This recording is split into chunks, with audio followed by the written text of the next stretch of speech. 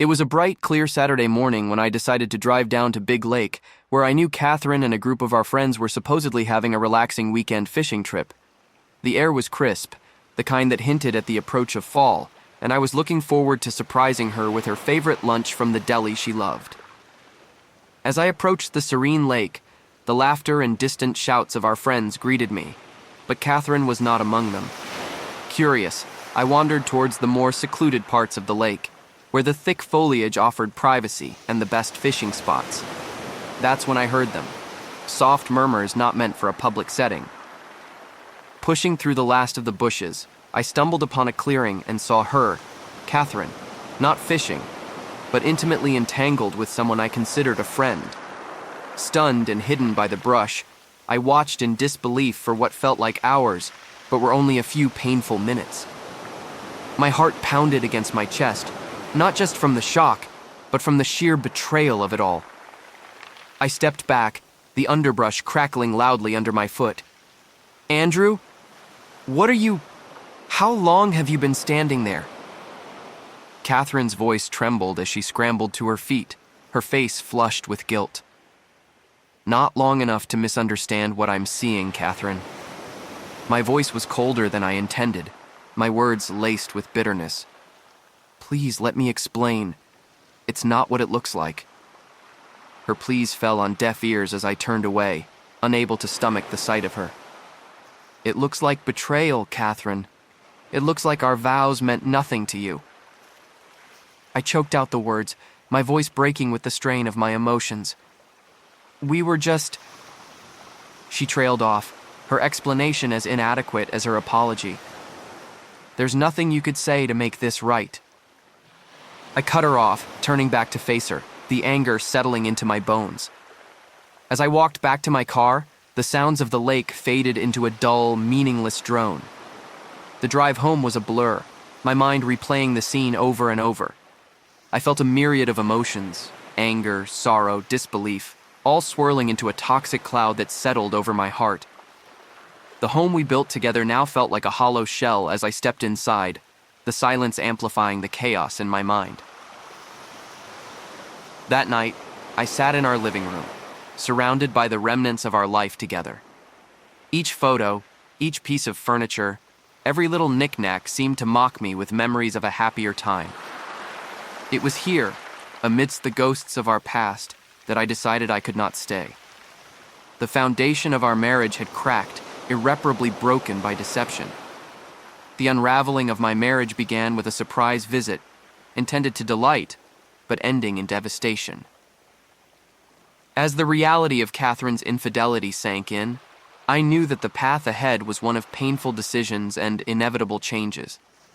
This was the end of the life I knew, and the beginning of navigating the wreckage left behind. The next morning, the sunlight filtered bleakly through the curtains of our home, casting long shadows on the walls that seemed to echo the darkness clouding my heart. The house was quiet, too quiet, as I awaited Catherine's return. The ticking of the clock was a harsh reminder of the passing time, each second amplifying my resolve. The sound of the front door creaking open broke the suffocating silence. Catherine walked in, her steps hesitant as she noticed the somber atmosphere of what was once a joyful home. Her eyes searched mine, looking for a sign of forgiveness that I couldn't muster.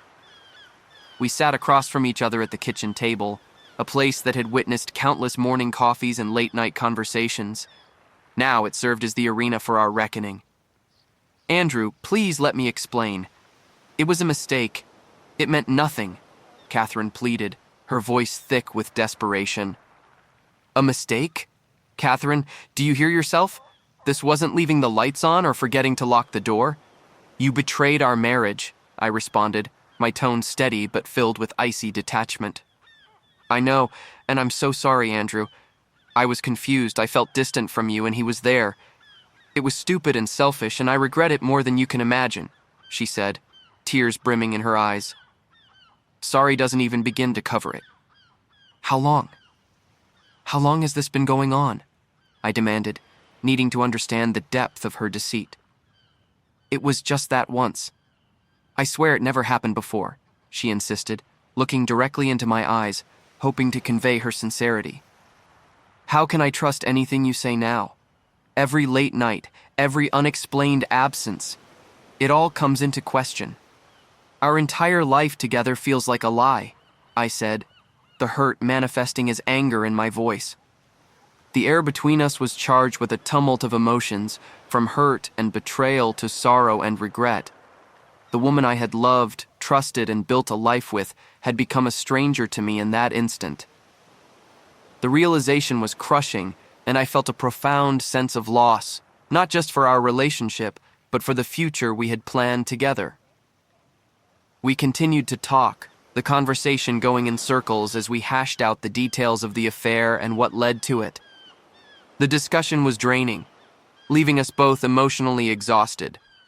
By the end of it, the decision was clear, though heartbreakingly so.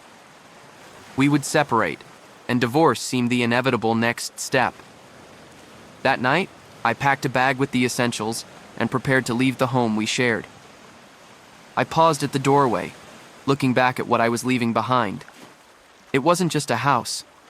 It was a life filled with dreams and memories now tainted by betrayal.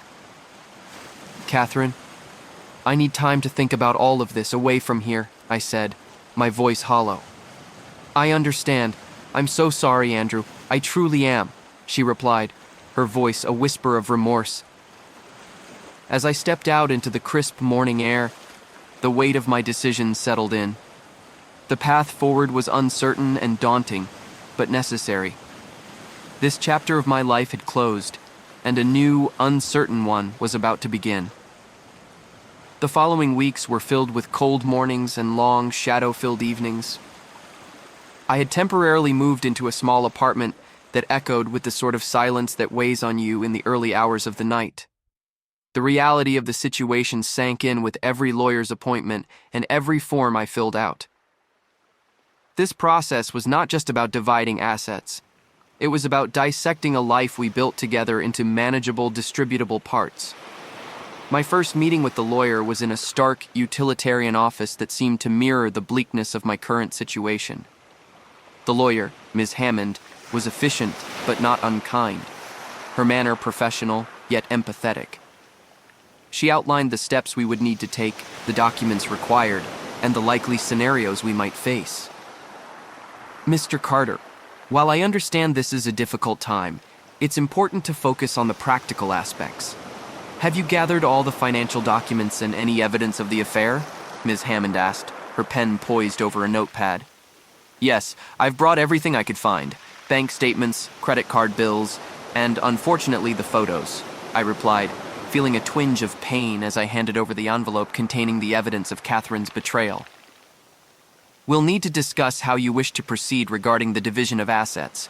Given the circumstances, the court may be sympathetic to your situation, she explained, scanning the documents I had provided.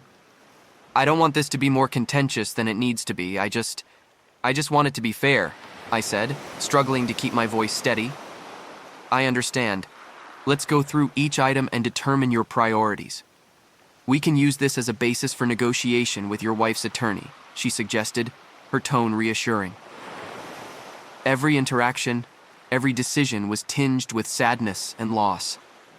The apartment walls, once blank and impersonal, began to fill with the shadows of my former life.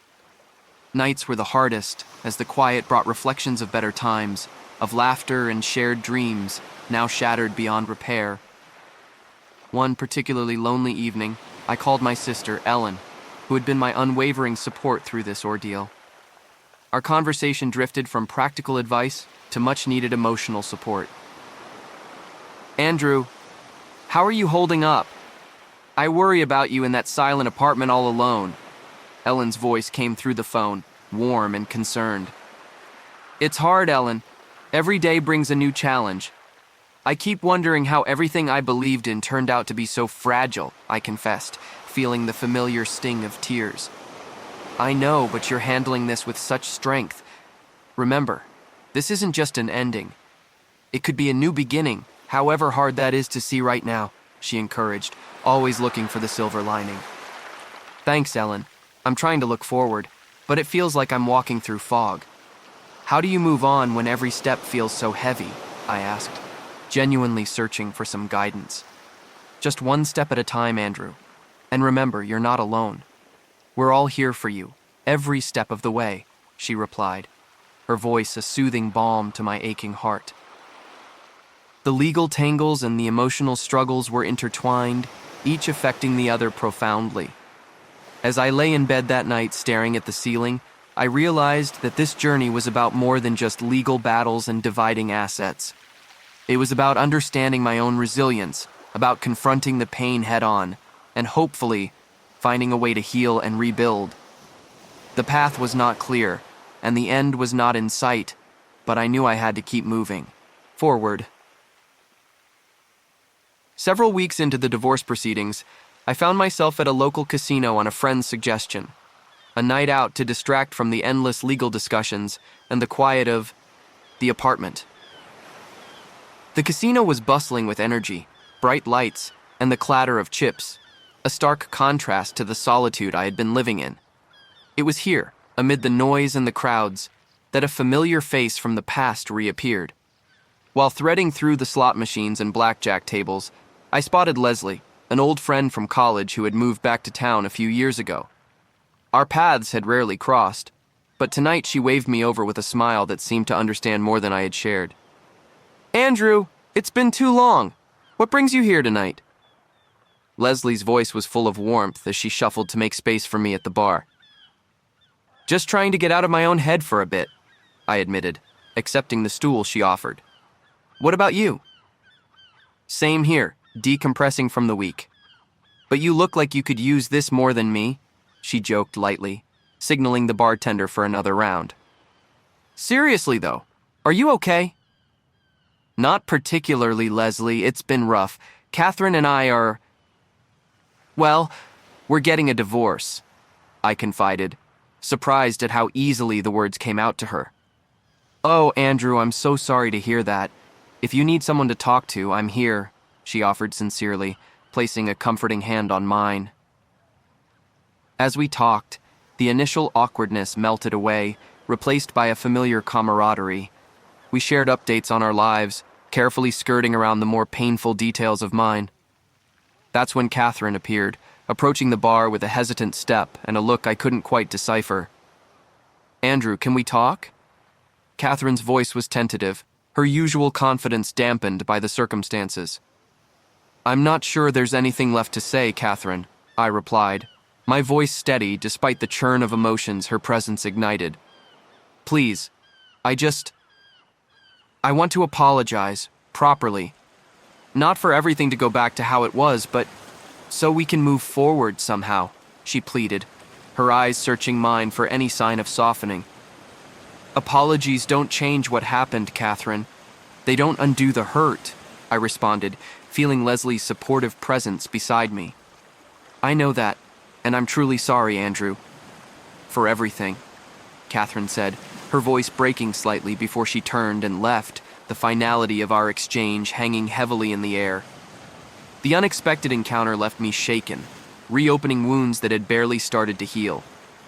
Leslie's presence was a balm, her light-hearted banter slowly pulling me back from the brink of old pains reawakened.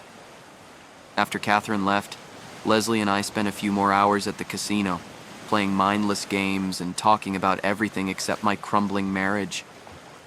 It was refreshing and, in a way, healing.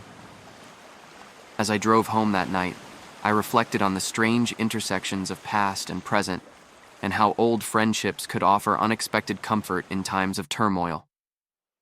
"Thanks for tonight, Leslie. I didn't know how much I needed this," I said, genuinely grateful. "Anytime, Andrew. Remember, you're not alone in this," she replied, giving my arm a reassuring squeeze. As the neon lights of the casino faded in the rearview mirror, I felt a slight shift within me, a hint that maybe, just maybe, I could start to move forward, one small step at a time. Months had passed since my encounter with Catherine at the casino.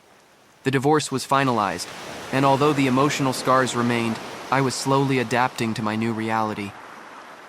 On a crisp Saturday morning, seeking a change of scenery and a bit of distraction, I decided to join a local community golf tournament. It was here, amidst the manicured greens and casual camaraderie, that I met Carolyn, a pediatrician who had recently moved to the area. Carolyn was grouped with me and 2 other players for the tournament. Her easy laugh and relaxed demeanor made the rounds more enjoyable, and as we walked from hole to hole, we found ourselves sharing small details about our lives. By the 9th hole, it felt like we were old friends catching up, rather than acquaintances who had just met. So, Andrew, what brings you to a golf tournament on a beautiful Saturday? Not that I'm complaining. Your company's been the highlight of my day, Carolyn teased, lining up her shot. Trying to find a new hobby, I guess.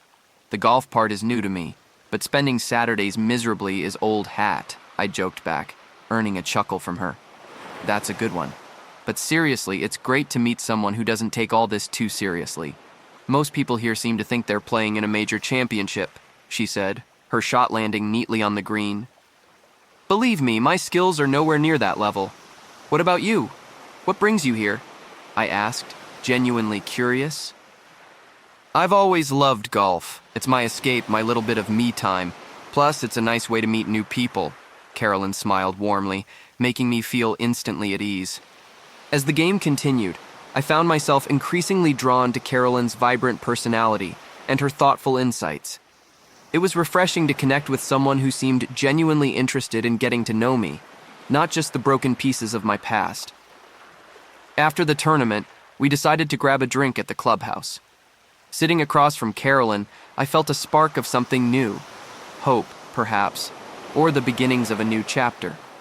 It was a welcome contrast to the months of solitude and healing. This was fun, Andrew. I haven't laughed this much in ages. We should do this again, Carolyn suggested, sipping her iced tea. I'd like that. It's been a rough year, and today was a much-needed break from all that, I admitted, feeling a weight lift as I spoke. Life has a way of throwing us curveballs, doesn't it? But it's how we swing back that counts, she replied thoughtfully. You're right. And today was a good swing at moving forward, I responded, encouraged by her metaphor. We exchanged numbers and made plans to meet up again. As I drove home, the sunset seemed to signal the end of one chapter and the start of another. For the first time in a long time, I looked forward to what the next day might bring.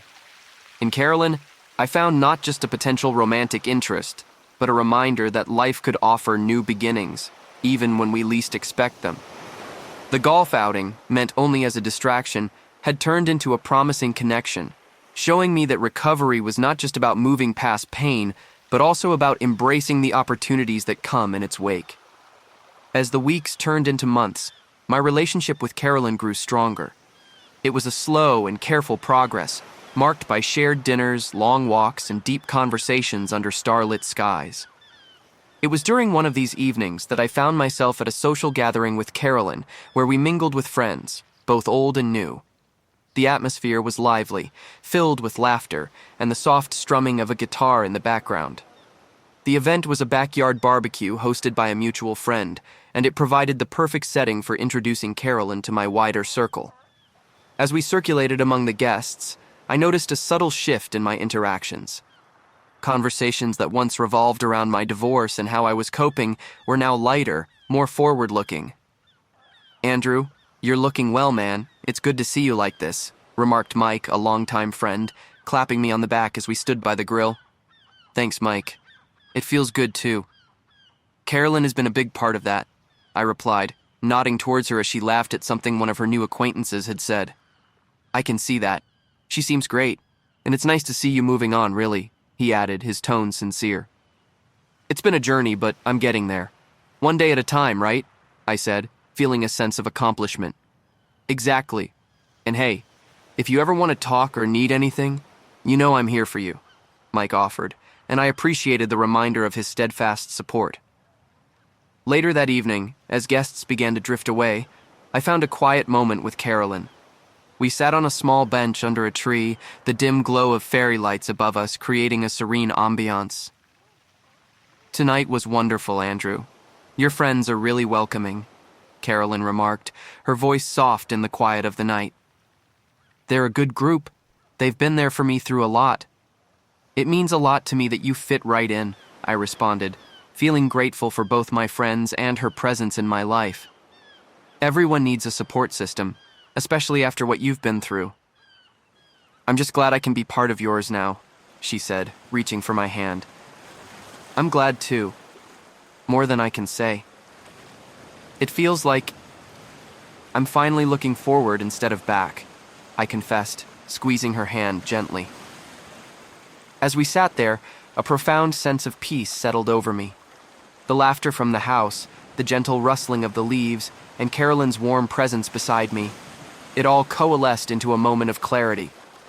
I was moving forward, healing from my past with the support of those around me. Before the night ended, there was a brief encounter with Leslie, who had come to the barbecue with her husband. She pulled me aside, a knowing smile on her face. Andrew, seeing you tonight, happy and starting fresh, it's the best thing, Leslie said, her eyes twinkling. Thanks, Leslie. You were there at the start of all this. You saw me at my lowest and helped more than you know, I told her, grateful for her role in my journey. We all need a little help sometimes. Just remember, the worst times bring out the best in people. You're proof of that, she replied, giving me a quick hug before heading back to the party. As Carolyn and I walked back to the car, hand in hand, I felt a renewed sense of purpose. The night wasn't just a social event. It was a reaffirmation of my new path. Surrounded by friends who cared and a partner who understood me, I was not just surviving my past, I was thriving beyond it. As autumn painted the leaves in vibrant hues of orange and red, Carolyn and I reached a new depth in our relationship. The air was crisp and invigorating, mirroring the fresh start we were embarking upon together. One evening, as we strolled through the park where we first realized our feelings for each other, I decided it was time to discuss some more serious commitment. Carolyn and I found our favorite bench overlooking the pond, where ducks glided gracefully across the water. It was the perfect serene backdrop for the conversation I had been contemplating for weeks. With the sun setting behind us, casting a golden glow over the scene, I took a deep breath and reached for her hand. Carolyn, these past months with you have been some of the happiest of my life. You've shown me that after darkness comes light, I started, my voice slightly nervous but clear. Andrew, I feel the same. Being with you has brought me so much joy and peace, she responded, her eyes meeting mine with warmth and affection. I've been thinking about our future, about how I don't want to face another day without you by my side. Carolyn, will you move in with me? I asked, hoping my voice conveyed all the love and commitment I felt. Her smile broadened, lighting up her face. Yes, Andrew, I'd love to. There's no one else I'd rather be with, she replied, her voice brimming with happiness. The moment she said yes, a weight lifted from my shoulders, a weight I hadn't fully realized I was carrying. Relief, joy, and anticipation for our future together mingled as we embraced, the setting sun casting long shadows that intertwined like our lives. Later that week, as we celebrated our decision with a small gathering of friends and family, I found myself reflecting on the journey that led me here. Each step, from the depths of despair to the heights of happiness, had shaped me. The pain of the past was not forgotten, but it had been transformed into a foundation of strength and resilience. During the gathering, my sister Ellen pulled me aside, a glass of champagne in her hand. I'm so proud of you, Andrew. Mom and Dad would have been too. To see you come through all this stronger, and with such a wonderful partner, it's more than we could have hoped for, she said, her eyes glistening with unshed tears. Thanks, Ellen. It's been a long road, but I finally feel like I'm home, I replied, my heart full. Carolyn's been my rock. It's clear you're each other's rock. Here's to new beginnings, she toasted, clinking her glass against mine. As the night drew to a close, Carolyn and I shared a quiet moment on the balcony, looking out over the lights of the city. The noise of the party dimmed behind us, allowing us a moment of tranquility. This is just the beginning, isn't it? Carolyn murmured, leaning her head on my shoulder. It is. A beautiful beginning to a new chapter. One I've been waiting for a long time, I affirmed, feeling the truth of my words deep in my soul. Commitment and closure came hand in hand for me. As I looked forward to a future with Carolyn, I also found peace with my past. The experiences that once tore me down had built me up, preparing me for this moment of contentment and hope. The finality of the past's closure and the promise of a new commitment intertwined, signaling a future where the past's lessons would always be a part of our foundation, but never a shackle. Time flowed like a gentle river, and with Carolyn by my side, every day brought new joys and challenges. We settled into our shared life with ease, transforming my once solitary apartment into our vibrant, cozy home. As winter thawed into spring, we celebrated our first anniversary with a garden party, surrounded by those who supported us through our respective journeys and witnessed the blossoming of our love. The garden was adorned with strings of lights and colorful flowers, reflecting the renewal of the season and our lives.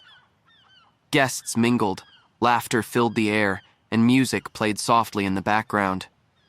It was during this celebration that I had a chance to catch up with old friends and reflect on the profound changes the past year had brought. As I stood by the buffet table, my friend Mark approached, a broad smile on his face. "Andrew, you look like a new man. It's amazing what love does to a person, huh?" He clapped me on the shoulder.